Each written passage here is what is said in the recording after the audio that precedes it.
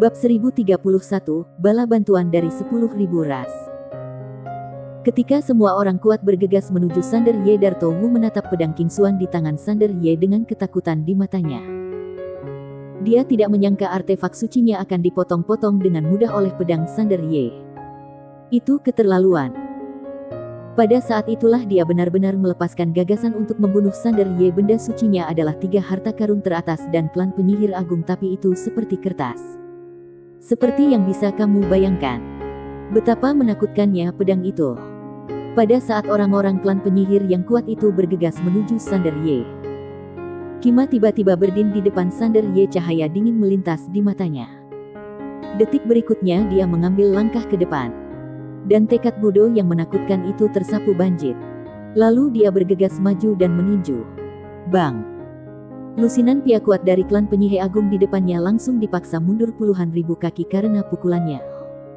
Pada saat ini, Sander Ye juga disingkirkan oleh sekelompok orang kuat dan klan penyihir agung. Biarpun kekuatannya sudah meningkat pesat sekarang, dia masih tidak bisa melawan begitu banyak master teratas dan klan penyihir agung sendirian. Beberapa Raja Suci memimpin dan bergegas menuju Sander Ye. Di kejauhan, Sander Ye sedikit menyipitkan matanya. Tuan Pagoda. Saat suara itu turun, pagoda kecil muncul di atasnya. Detik berikutnya, puluhan ribu aura kuat tiba-tiba muncul di sekelilingnya. Dan kemudian, puluhan ribu prajurit klan Wangu yang kuat bergegas keluar dari pagoda kecil. Melihat pemandangan ini, wajah Darto Wu, pemimpin klan penyihir agung, tiba-tiba berubah drastis. Bagaimana ini bisa terjadi pada Qian Wangu? Tidak hanya Darto Wu, tetapi juga anggota klan penyihir agung di lapangan benar-benar bingung saat ini. Bagaimana orang kuat dari klan Wangu ini bisa muncul di sini? Diam-diam, imam besar juga mengerutkan kening dalam-dalam. Tetapi segera, dia mengendurkan alisnya dan terkekeh. Apakah kalian sudah bersembunyi selama bertahun-tahun dan tidak dapat menahannya lagi? Aku kebetulan bisa menangkap semuanya sekaligus. Ketika orang-orang kuat dari klan Wangu keluar, mata mereka segera beralih ke orang-orang kuat dari klan penyihir agung. Dengan kemarahan dan niat membunuh di mata mereka.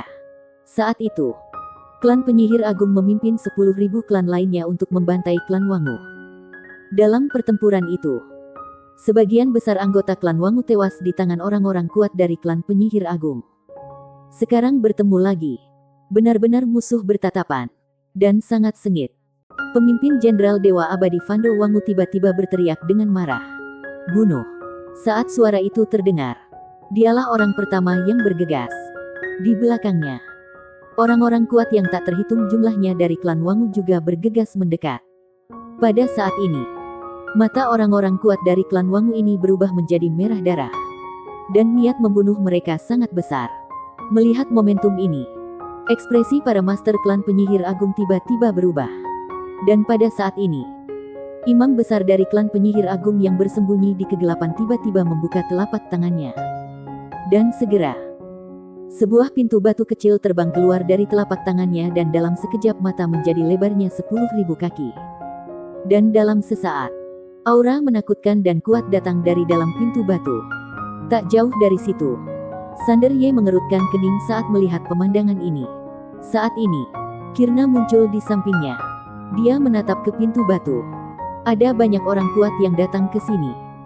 Sander Ye berkata dengan suara yang serius. Dari mana orang kuat itu?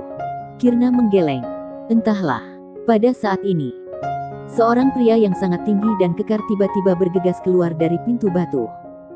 Pria itu 2 kali lebih tinggi dari rata-rata orang.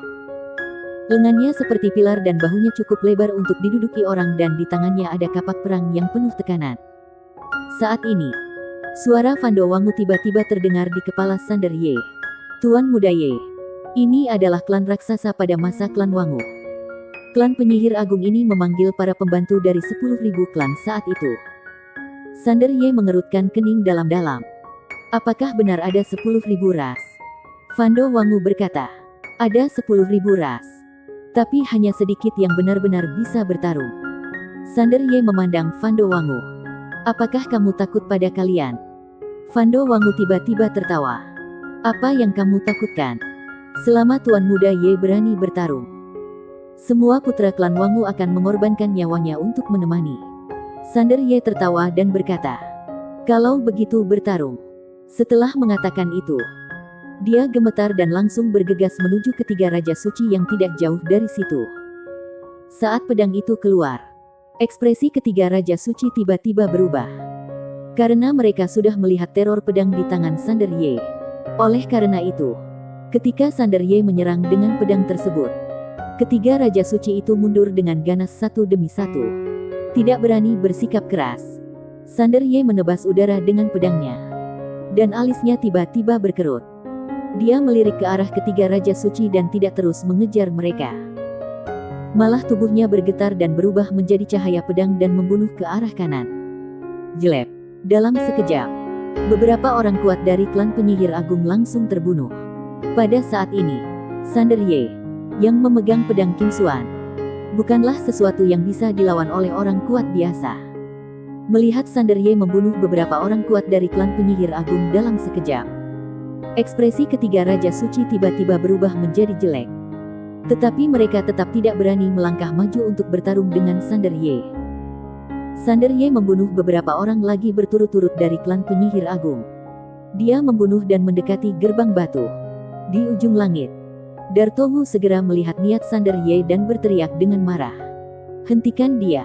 Saat ini, Sander Ye baru saja terbang ke langit dan menebas gerbang batu dengan pedang. Di depan gerbang batu, ketika raksasa itu melihat Sander Ye menebas dengan pedangnya, kilatan rasa jijik tiba-tiba muncul di matanya. Saat kapak ini mengenainya, itu benar-benar akan menghancurkan dunia. Tetapi Sander Ye tidak mengelak, dan menikam kapak raksasa itu dengan pedangnya. Bang! Kapak raksasa itu hancur. Melihat pemandangan ini, mata raksasa itu tiba-tiba menyusut. Dia hendak mundur. Tetapi pada saat ini, cahaya pedang menembus alisnya. Sander Ye muncul di belakang raksasa 10 kaki jauhnya. Mata raksasa itu melebar, dan dia perlahan terjatuh. Akhirnya dia jatuh dengan keras, sampai dia mati. Dia tidak tahu kenapa dia ditusuk oleh pedang. Bukankah katanya hanya datang untuk pamer saja? Jauh dari situ, Sander Ye menoleh dan menatap raksasa yang jatuh ke tanah. Meyakinkannya, terlalu lemah. Pagoda kecil. Sander Ye menoleh untuk melihat gerbang batu yang begitu dekat. Tanpa ragu-ragu, dia melompat dan menebas ke arah gerbang batu dengan pedang. Tapi pada saat ini, aura menakutkan tiba-tiba muncul dari depannya. Sander Ye menebas dengan pedang tajam. Saat pedangnya ditebas, ada sesuatu yang terkoyak. Tapi Sander Ye sendiri langsung terlempar. Dia tidak tahu berapa kaki, tapi jaraknya jauh. Di kejauhan, setelah Sander Ye berhenti, dia melirik lengannya yang mati rasa, dan kemudian melihat ke depan pintu batu di kejauhan. Berdiri di sana adalah seorang pria paruh baya, yang merupakan imam besar klan penyihir. Imam besar klan penyihir menatap Sander Ye. Setelah beberapa saat, dia melirik pedang King Xuan di tangan Sander Ye dan berkata sambil tersenyum, "Ketua klan memberitahuku sebelumnya bahwa orang di belakangmu tidaklah sederhana. Pada saat itu menurutku tidak. Tapi sekarang sepertinya orang di belakangmu memang punya banyak masalah." Sander Ye tidak mengatakan omong kosong apapun dan tiba-tiba menghilang di tempatnya. Mata imam besar sedikit menyipit, dan dia tiba-tiba mengangkat tangannya. Dalam sekejap, ruang dan waktu di sekitarnya berubah. Dan kekuatan ruang dan waktu yang menakutkan mengalir ke arah Sander Ye.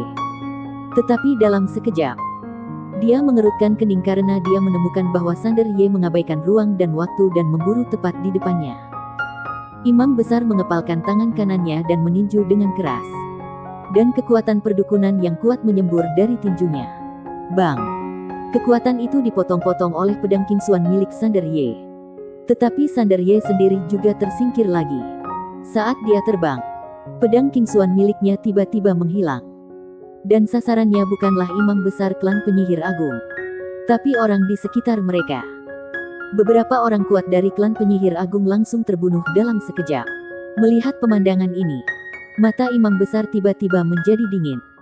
Dia mengambil satu langkah ke depan. Hanya satu langkah. Area ruang dan waktu di mana Sander Ye berada mendidih dan meledak ringan dan mengeras.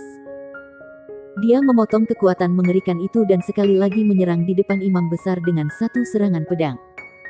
Imam besar menyipitkan matanya dan tiba-tiba menunjuk. Waktu serta ruang di depannya tiba-tiba beriak seperti gelombang air. Bang! Jelek. Waktu dan ruang terkoyak. Tapi Sander Ye terlempar ke belakang lagi. Tapi kali ini, jari imam besar terbelah. Melihat pemandangan ini, wajah imam besar tiba-tiba menjadi gelap. Dia perlahan mengangkat kepalanya dan menatap Sander Ye di ujung pandangannya di kejauhan. Tanpa niat membunuh yang tersembunyi di matanya. Semut. Setelah mengatakan itu, dia tiba-tiba mengambil satu langkah ke depan dan hendak mengambil tindakan lagi. Tetapi kali ini, seorang wanita menabraknya. Itu Kima. Di saat yang sama, suara Kima terdengar di kepala Sander Ye. Hancurkan pintu itu. Sander Ye segera gemetar dan berubah menjadi cahaya pedang dan menebas ke arah pintu batu. Tetapi, saat dia hendak mendekati pintu, sebuah tangan raksasa terulur dari pintu dan menyerang dengan keras. Bang! Sander Ye menebaskan pedangnya, dan binatang raksasa itu meledak di tempat. Sander Ye hendak mengambil tindakan lagi. Tetapi pada saat ini, aliran cahaya tiba-tiba keluar dari pintu dan memukulnya dengan keras. Sander Ye menebas dengan pedangnya. Pedang ini langsung memotong aliran cahaya menjadi beberapa bagian. Tapi kekuatan yang kuat juga mengguncangnya ke tanah dan mendorongnya berulang kali. Setelah berhenti, Sander Ye hendak mengambil tindakan lagi. Tetapi seolah merasakan sesuatu, dia tiba-tiba berbalik. Tiba-tiba, dua bayangan buram tiba-tiba muncul di hadapannya. Jelek. Potong udara dengan satu pedang. Tidak ada apa-apa. Tetapi detik berikutnya, dua cahaya dingin muncul diam-diam di tenggorokan dan belakang lehernya. Bang! Bang!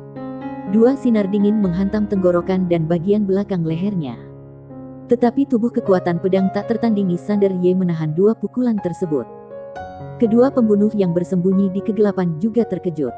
Tapi suatu saat, mereka menghilang dengan tenang. Kalau kamu melewatkan satu pukulan, segera mundur. Sander Ye melihat sekeliling dan berkata, Tuan Pagoda, dapatkah kamu merasakan kehadiran mereka? Pagoda kecil berkata, nafasnya sangat kabur. Dan mereka terus-menerus berubah posisi dengan kecepatan yang sangat tinggi.